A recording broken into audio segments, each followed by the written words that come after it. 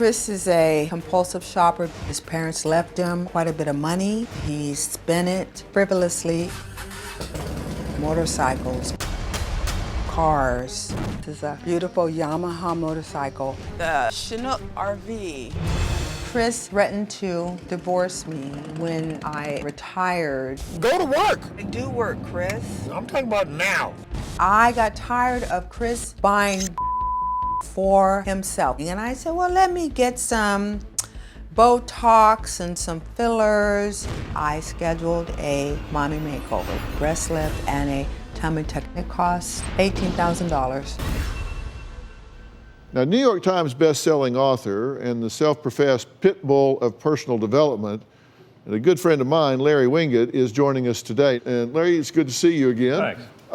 Thanks for being here. You dove into this. What's going on with these people? Well, if bankruptcy was going to fix this, it would have been fixed the first time around. Exactly. And from what I was able to learn is this is an issue of entitlement and deservability on your part. You believe that you deserve everything you want when you want it.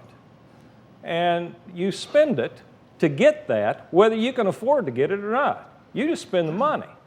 And Pepper, you're sitting there shaking your head, but you're not innocent in this whole thing. You're doing the very same thing. You see him do it, and then you believe you deserve to do it, and you're entitled to do what you want. So you go out and do a mommy makeover, and you spend it out of spite to get even with him. Emotions are running your finances instead of logic. I bet you don't have a budget. I just bet you don't. I do have a budget. You cannot possibly have a budget and be spending what you're spending. My credit was so They good, had 7 I could cars. afford the mommy makeover. It was on credit. Okay. So here's how you know you can afford something. If all of your bills are paid and you've put away money for your retirement and you have money that you are saving, what's left over is what you get to spend on what you want. But that's not the case. Y'all are going into deficit spending simply because you want it.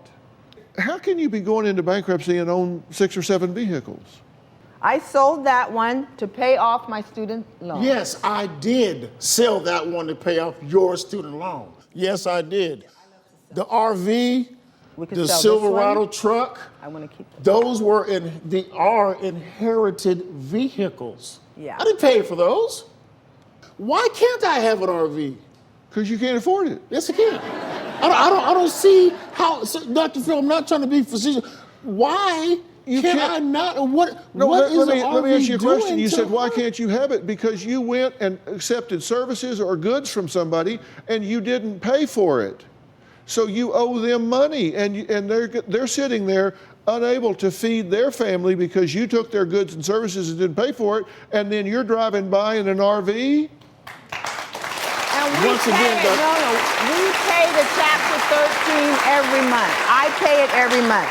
We'll pay it for 5 years. We're paying all Who are you talking to? This is not an election. Talk to me. Our creditors. We are paying them. Chapter 13 is when you keep everything and then pay it every month. $1,300, $1,400. I pay that. He pays, for the mortgage. Yeah. I don't steal. No. That's a Chapter 7. You have to give everything back.